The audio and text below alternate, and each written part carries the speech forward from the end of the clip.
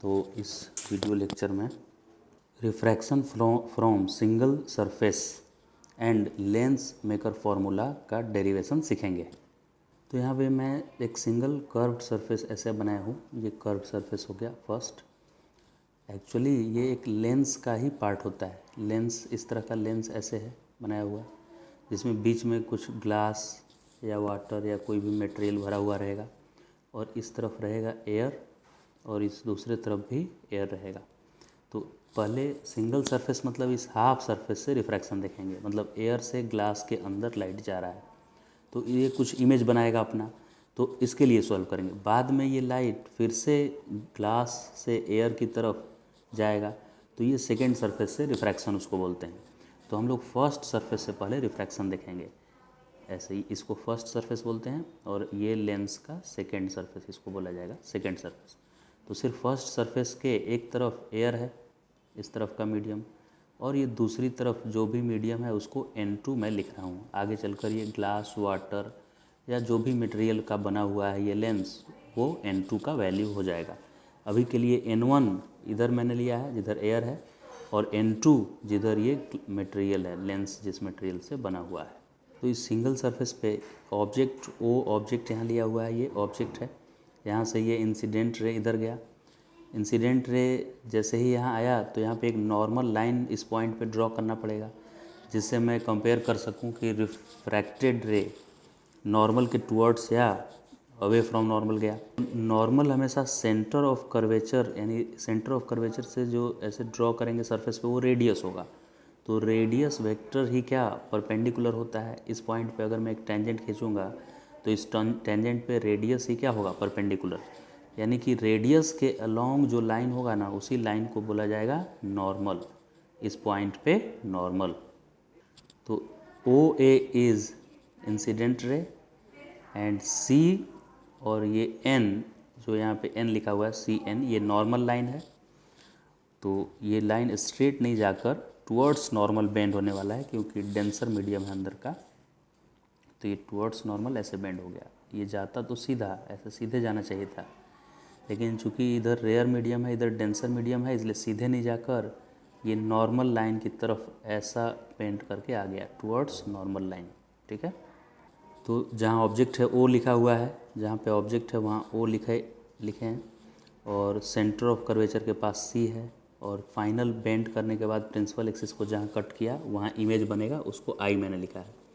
Object के पास angle जो भी बनाया है, ये लाइन लेंस का ये कर्व पार्ट ए, और यहाँ पे मैंने एम परपेंडिकुलर एक ड्रॉ कर दिया है प्रिंसिपल एक्सिस पे। तो ये एंगल को अल्फ़ा में लिखा हूँ, इंसिडेंट रे जो प्रिंसिपल एक्सिस के साथ बना रहा है, और जहाँ पे इमेज फॉर्म हुआ है उस जगह जो भी एंगल बन रहा है उसको बीटा में लिखा हूँ, और जहाँ पे सेंटर ऑफ कर्वेचर है उस जगह एंगल जो फॉर्म हुआ है उसको गामा लिखा गया। तो ओ ए और सी ट्रायंगल, ओ ए और सी जो ट्रायंगल फॉर्म कर रहा है उसमें अल्फ़ा प्लस गामा एंगल मिलाकर आई एंगल के इक्वल है। एंगल ऑफ इंसिडेंस, नॉर्मल और इंसिडेंट रे के बीच के एंगल को एंगल ऑफ इंसिडेंस बोलते हैं। तो ये एंगल आई अल्फ़ा प्लस किसके इक्वल है बताइए, अल्फ़ा प्लस गामा के इक्वल है, क्योंकि ये ट्रायंगल का एक्सटीरियर एंगल हो रहा है। देखिए एक्सटीरियर एंगल, तो सम ऑफ इंटीरियर एंगल होगा, दो इंटरनल एंगल का सम होता है external angle. So alpha plus gamma equal to I, this angle plus this angle alpha plus gamma, और ये आई के इक्वल होगा। So alpha plus gamma equal to I, this is first equation. फिर A, I और C इस triangle में देखिए R angle और बीटा एंगल, ये दोनों मिलाकर ये एंगल आर और ये एंगल बीटा, ये दोनों इंटरनल एंगल है और ये एक्सटर्नल एंगल है गामा, राइट। तो आर प्लस बीटा मिलाकर क्या है, गामा के इक्वल है। तो एंगल आर क्या होगा, गामा में से ये बीटा माइनस हो जाएगा इधर आकर, तो गामा माइनस बीटा। इसके बाद इस सरफेस पे, इस कर्व्ड सरफेस पे स्नेल्स लॉ लिखा हुआ है, मतलब sine I by sine R, इसका रेशियो होता है refractive index of second medium. Second medium मतलब लाइट इधर से इधर की तरफ एंटर किया, तो ये सेकेंड मीडियम है और इधर वाला मीडियम फर्स्ट मीडियम है, राइट। तो sine I by sine R equal to N2 by N1। इसके बाद मैंने इसको क्रॉस मल्टीप्लाई कर दिया, so N1 sine I equal to N2 sine R. फिर स्मॉल एंगल के लिए जो साइन की वैल्यू होती है वो sine I equal to I लिख सकते हैं, क्योंकि स्मॉल एंगल के लिए साइन थीटा को आप क्या लिख सकते हैं, थीटा। तो उसको मैंने n1 साइन आई जो था, n1 साइन आई, उसको इस स्टेप में आप देखिए साइन हटाकर ओनली आई एंगल लिख दिया मैंने। फिर n2 साइन आर था, तो स्मॉल एंगल को साइन थीटा को थीटा लिख सकते हैं, तो साइन आर को आर लिख सकते हैं। तो n2 और साइन आर की जगह पर ओनली आर मैंने लिख दिया। फिर इस i और r की वैल्यू यहाँ से मैं सब्स्टिट्यूट किया, i की जगह पर ये सब्स्टिट्यूट, और जहाँ भी r था वहाँ मैंने ये सब्स्टिट्यूट किया। यानी i की जगह पर अल्फ़ा प्लस गामा, r की जगह पर gamma minus beta, alpha plus gamma, gamma minus beta. फिर स्मॉल एंगल के लिए tan थीटा इक्वल टू भी थीटा होता है, तो यानी अल्फ़ा जहाँ भी है वहाँ tan अल्फ़ा मैं लिख दूँगा, जहाँ पे गामा है वहाँ पे tan गामा लिख दिया मैंने। वैसे ही जहाँ बीटा है वहाँ पे tan बीटा लिख दिया, क्योंकि स्मॉल एंगल के लिए भी theta equal to tan theta या tan theta equal to theta लिख सकते हैं। फिर यहाँ पे tan अल्फ़ा की वैल्यू क्या होगी, देखिए ये अल्फ़ा है तो tan अल्फ़ा की वैल्यू होगी am डिवाइडेड बाई यहाँ से यहाँ तक mo, तो am डिवाइडेड बाई mo लिख दिया गया। वैसे ही tan गामा को क्या लिखा जाएगा, गामा एंगल यहाँ बनाया, तो ये ट्रायंगल लेंगे, ये ट्रायंगल, तो tan गामा होगा am, यहाँ पे m है, डिवाइडेड बाई m से लेकर c तक, तो am बाई mc। वैसे ही tan गामा यहाँ पे है, तो tan गामा को क्या लिखेंगे, am अपॉन mc, और tan बीटा जहाँ होगा तो tan बीटा को लिखा जाएगा am अपॉन mi, यहाँ से यहाँ तक। फिर ये am सब में कॉमन लेकर और ये राइट साइड वाले am से कैंसिल कर लेंगे, तो n1 और m से लेकर o तक क्या है, डायग्राम में देखिए m से लेकर o तक, इस चीज़ को ऑब्जेक्ट डिस्टेंस बोलेंगे, तो इसको माइनस u लिखेंगे, क्योंकि रे राइट में जा रहा है और ये लेफ़्ट साइड में, लेफ़्ट, ये कर्वेचर के लेफ़्ट साइड में, तो इसको माइनस लिखेंगे। वैसे ही जहाँ भी m और c आएगा इस डिस्टेंस को रेडियस लिखेंगे, रेडियस, ठीक है। तो ये फर्स्ट है इधर, तो रेडियस 1 इसको लिखेंगे, रेडियस 1। वैसे ही m से i तक का जो डिस्टेंस होगा mi, वो इमेज यहाँ पे बना है इसलिए इसको v लिखा जाएगा, और ये राइट साइड में है इसलिए इसको प्लस v लिखेंगे। जो भी डिस्टेंस इस कर्व्ड पार्ट के इधर होगा उसको माइनस लिखना है, और आगे की तरफ होगा उसको प्लस। हाँ, तो ये am से m कट गया था, और mo को देखिए मैंने माइनस u लिख दिया, और mc को r लिख दिया। वैसे ही mc यहाँ भी है तो इसको भी r लिखा, प्लस r लिखा, क्योंकि राइट में था ये कर्व पार्ट के। और ये mi है, ये फाइनल इमेज यहाँ पे बना है और वो भी राइट में है इसलिए इसको प्लस v मैंने लिख दिया। और ये जो माइनस है वो तो फॉर्मूला के कारण है, तो साइन के साथ, प्रॉपर साइन के साथ यहाँ पे मैंने रख दिया वैल्यू। फिर n1 को ऐसे मल्टीप्लाई कर लेंगे ब्रैकेट में, तो n1 बाई u आ गया ये। फिर इस n को इससे मल्टीप्लाई करेंगे तो n1 बाई r, और n2 को इससे मल्टीप्लाई करेंगे तो n2 बाई r, और n2 को इससे भी मल्टीप्लाई कर देंगे तो n2 बाई v माइनस में यहाँ पे रहेगा, ठीक है। इसके बाद ये आ गया n2 बाई v, ये इधर माइनस में था इसलिए इस साइड में आके प्लस हो गया n2 बाई v। और ये n1 बाई u तो पहले से ही यहाँ है, n1 बाई u माइनस में पहले से ही यहाँ है। फिर राइट साइड में क्या क्या हो गया, देखिए n2 बाई r पहले से था और ये इधर जाकर माइनस हो गया, तो n1 बाई r माइनस हुआ राइट साइड जाकर, तो n2 by r minus n1 by r which is equal to n2 minus n1 by r। अब ये फर्स्ट कर्व सरफेस का, इसको मैं r1 लिख सकता हूँ आगे चलकर r, रेडियस ऑफ कर्वेचर अगर इसका अलग हुआ रेडियस और ये दूसरे वाले पार्ट का अलग हुआ तो इसको r1 लिखेंगे इसके रेडियस को, और इसके रेडियस को r2 लिखेंगे। तो सिंगल सरफेस, सिर्फ एक ही सरफेस है तो इसका रेडियस ऑफ कर्वेचर अगर r है तो बस r लिख देंगे यहाँ, n2 by V minus n1 by U equal to n2 minus n1 by r। Single surface से रिफ्रैक्शन होने पे image distance, object distance, radius of curvature और रिफ्रैक्टिव इंडेक्स, फर्स्ट मीडियम का और सेकेंड मीडियम का, उसमें ये रिलेशन है। Image distance, object distance, radius of curvature and refractive index में ये रिलेशन हो गया। अब सेम काम सेकेंड सरफेस के लिए करेंगे, तो सेकेंड सरफेस इस तरफ से ऐसा है, लेकिन इस सरफेस के लिए, पहले सरफेस के लिए इमेज यहाँ पे बना था इस जगह, एक्चुअल में लेंस ऐसा था, तो पहला जो ये फर्स्ट सरफेस था उसका इमेज कहीं इधर बन रहा था आकर, उस इमेज को आई मैंने यहाँ पे लिखा है, यानी इमेज ऑफ फर्स्ट सरफेस, और ये ऑब्जेक्ट की तरफ बिहेव करेगा सेकेंड सरफेस के लिए। इस सरफेस के लिए, क्योंकि इस सरफेस के लिए ये इंसिडेंट रे हुआ। और इसका नॉर्मल देखिए, इसका कर्वेचर किस साइड में हो गया, लेफ्ट साइड में, इधर कर्वेचर है इसका, तो सेंटर ऑफ कर्वेचर यहाँ होगा। तो सेंटर से जो लाइन यहाँ ज्वाइन करते हैं वही रेडियस होता है, और इस यही नॉर्मल होता है। किसी भी कर्व पे उसका रेडियस ही 90 डिग्री पे होता है।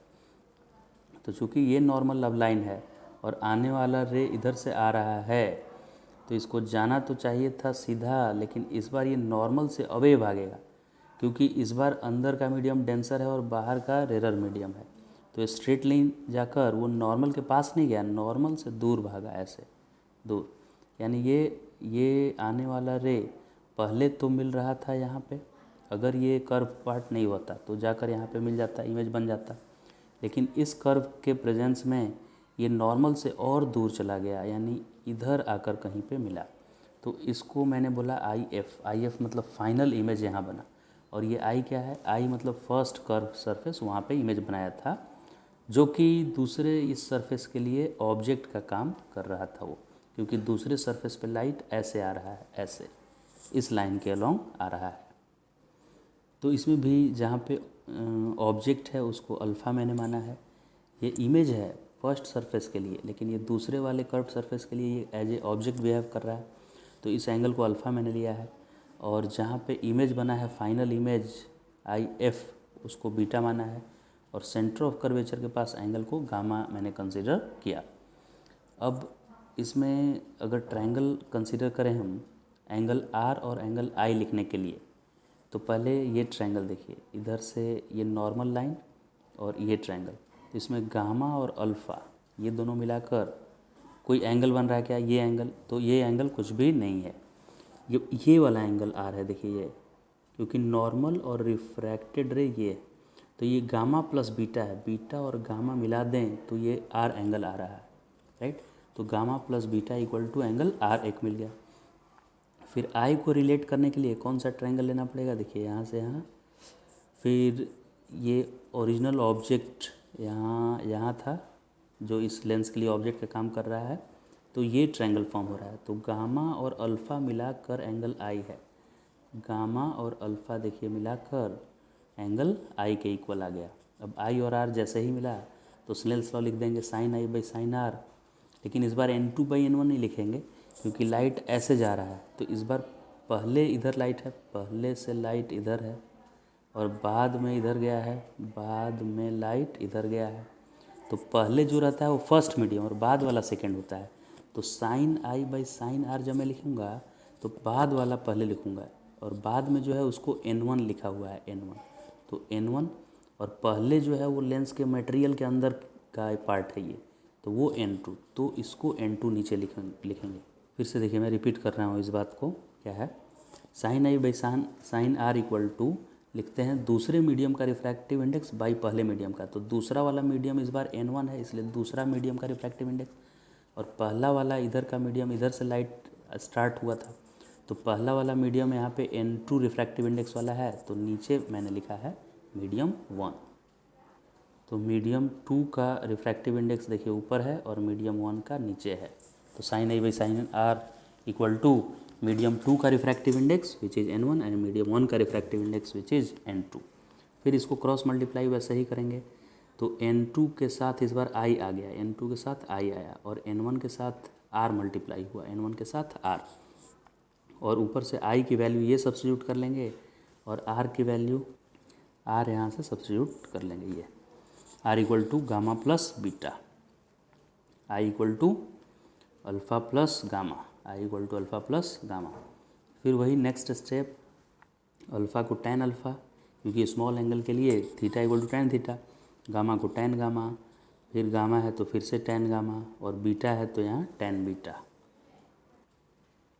अभी इस स्टेप को ध्यान से देखना है। टैन अल्फ़ा को क्या लिख सकते हैं, परपेंडिकुलर, और अल्फ़ा एंगल यहाँ पे बना है, तो यहाँ से यहाँ तक बेस लेंगे, तो परपेंडिकुलर AM है, AM, और बेस M से लेकर, इस पॉइंट का नाम M है, M से लेकर और यहाँ I तक है, तो MI नीचे लिख दिया गया। वैसे ही टैन गामा कितना होगा, यहाँ पे गामा एंगल है, तो परपेंडिकुलर AM, और ये वैल्यू लेना पड़ेगा जो कि रेडियस ऑफ कर्वेचर है, तो ए एम बाई एम से लेकर सी तक, यहाँ सी है यहाँ एम है। वैसे ही राइट साइड में लिखेंगे टेन गामा फिर वही, ये तो टेन गामा ही है तो यही लिख देंगे A M by M C, तो A M by M C. और टेन बीटा लिखना होगा तो A M by M I final, A M by M I final. ठीक है, अब इसमें भी ए एम कॉमन लेंगे दोनों साइड और कॉमन लेकर कैंसिल कर लेंगे। तो एम आई की वैल्यू क्या है, एम से लेकर आई तक। ये कैसा बिहेव कर रहा है इसमें, ऑब्जेक्ट के जैसा, लेकिन इसका वैल्यू फर्स्ट कर्व पार्ट के लिए यहाँ पे इमेज बना था। देखिए ये कौन सा पोजीशन है, इमेज ऑफ फर्स्ट सरफेस का था। तो इसकी डिस्टेंस यहाँ से क्या थी, वी, राइट, वी आया था इसमें। अब ये राइट साइड में है इसलिए इसको मैंने लिख दिया प्लस वी। इसको देखिए पीछे मैं करके आपको दिखा दे रहा हूँ। ऐसा वाला सरफेस के लिए जहाँ पे इमेज बना था, ये डिस्टेंस क्या आया था, वी आया था, इसमें वी आया था फर्स्ट केस में। और ये ऐसे वाले पार्ट के लिए ये वाला पॉइंट क्या है, यही ऑब्जेक्ट है, लेकिन इसका डिस्टेंस तो वी ही है ना, वी। वैसे ही एम सी को क्या लिखा जाएगा, एम से लेकर सी तक रेडियस ऑफ कर्वेचर है और ये इस साइड में है इसलिए माइनस आर लिखा। फिर से यहाँ एम सी है तो माइनस आर फिर से, और एम आई फाइनल है तो आई फाइनल इमेज यहाँ बना है तो इसका डिस्टेंस लिख देते हैं वी फाइनल, और राइट साइड में है इसलिए प्लस वी फाइनल। ठीक है, ये इक्वेशन यहाँ तक हो गया। फिर इस इक्वेशन में क्या करना है, n2 बाई वी, इस n2 को मल्टीप्लाई कर दीजिए अंदर और n1 को भी मल्टीप्लाई कर दीजिए, तो ये आ गया इक्वेशन, राइट। अब इसमें r को एक साइड में कर लेंगे, यहाँ भी r है यहाँ भी, उसको इक्वल टू के एक साइड में सब r को कर लिए, तो ये आ गया n2 by V minus n1 by final V equal to minus n1 by R plus n2 by R. अब यहाँ पे r को r2 लिख दिया गया है क्योंकि ये फर्स्ट सरफेस है, ये सेकंड, तो सेकंड का रेडियस ऑफ कर्वेचर फर्स्ट के इक्वल भी हो सकता है, कभी कभी इक्वल नहीं भी हो सकता है। तो इक्वल नहीं होगा इसलिए इसको r2 मैंने लिख दिया है। अगर डिफरेंट कर्वेचर का हुआ तो दोनों सरफेस। अब मेरे पास दो इक्वेशन आ गया है यहाँ पे। ये इक्वेशन एक जो ऐसे फर्स्ट सरफेस से आया था, फर्स्ट सरफेस का, फिर सेकेंड इक्वेशन ऐसा जो कि सेकेंड सरफेस का इक्वेशन ये रहा ये। अब इन दोनों इक्वेशन को सब्ट्रैक्ट करना है, लेफ़्ट साइड को लेफ़्ट में और राइट साइड वाले का सब्ट्रैक्शन राइट साइड से। तो subtracting equation A and B, तो ये लेफ़्ट साइड हो गया इक्वेशन ए का और ये लेफ़्ट साइड का टर्म इक्वेशन बी का, और वैसे ही राइट साइड का टर्म इक्वेशन ए का, राइट साइड का टर्म इक्वेशन बी का।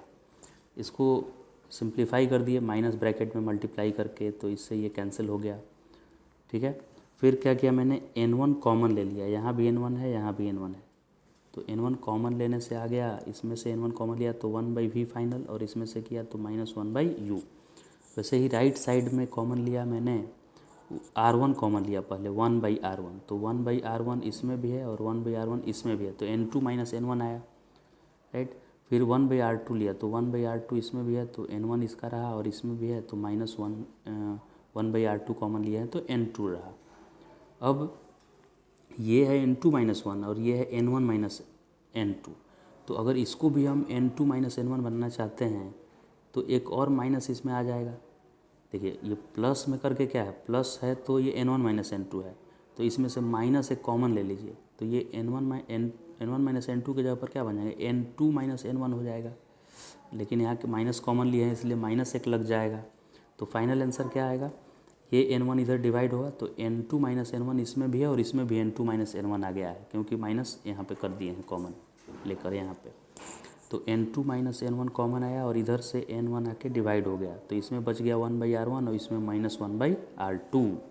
तो यही क्या हो गया, लेंस मेकर फॉर्मूला। ये हो गया 1 by final image minus 1 by U equal to n2 minus n1 by n1 bracket में 1 by radius of curvature of first curve surface minus 1 by radius of curvature of second curved surface. इसी formula को बोलते हैं हम लोग lens maker formula. फिर इस formula को मॉडिफाई भी कर सकते हैं कि अगर ऑब्जेक्ट को, हमको पता है कि जब किसी लेंस में ऑब्जेक्ट को हम इन्फिनिटी पे रखते हैं तो इमेज फोकस पे बनता है, तो अगर हम u को इनफाइनाइट लिख दें तो ये f फाइनल इमेज कहाँ बनेगा, फोकस पे बनेगा, तो ये जो फाइनल इमेज था उसका f आ जाएगा पोजीशन का नाम, और 1 बाई इनफाइनाइट होता है 0, तो ये टर्म ज़ीरो हो गया, तो ये 1/f का फार्मूला हो गया। मतलब ये जो फार्मूला आया इसको इक्वल टू आप 1/f भी लिख सकते हैं। तो इसीलिए बोला जाता है कि 1/v minus 1/u equal to होता है 1/f। ठीक, तो आप या तो 1/v minus 1/u equal to this much लिख दीजिए, या इतने को 1/f से रिप्लेस करके इसको 1/f भी लिख सकते हैं और ये पूरा फार्मूला लिख सकते हैं। फिर तो कुल मिला के आपको ये दो फार्मूला याद रखना है, n2/v minus n1/u equal to n2 minus n1/r। ये फार्मूला कहाँ पे यूज होगा? फर्स्ट फार्मूला सिंगल सरफेस से जब रिफ्रैक्शन होगा, सिंगल कर्व्ड सरफेस से रिफ्रैक्शन होने समय ये यूज होगा। और जब पूरा लेंस दिया हुआ है, पूरा का पूरा लेंस ऐसे दिया हुआ है पूरा, तब लेंस मेकर फार्मूला यूज करेंगे रिफ्रैक्शन फ्रॉम पूरे लेंस से। लेंस में दो सरफेस होगा, तो 1/v माइनस 1/u ये फाइनल इमेज कहाँ पे बनेगा, और ऑब्जेक्ट आपने कहाँ कितने डिस्टेंस पे रखा था लेंस से, वो डिस्टेंस u है। और n2 माइनस n1/n1, n2 है refractive index of material of lens, इसके चीज़ से बना हुआ है ये लेंस, इसका मटेरियल का रिफ्रैक्टिव इंडेक्स। और इसके आजू बाजू में कौन सा मीडियम है, वो n1 है। और ब्रैकेट में 1/r1, r1 ऐसा लेंस है, तो इस सरफेस के रेडियस को r1 बोलेंगे। और जो दूसरा वाला सरफेस, ये वाला सरफेस है, इसके रेडियस को r2 सब्सटीट्यूट करना है यहाँ।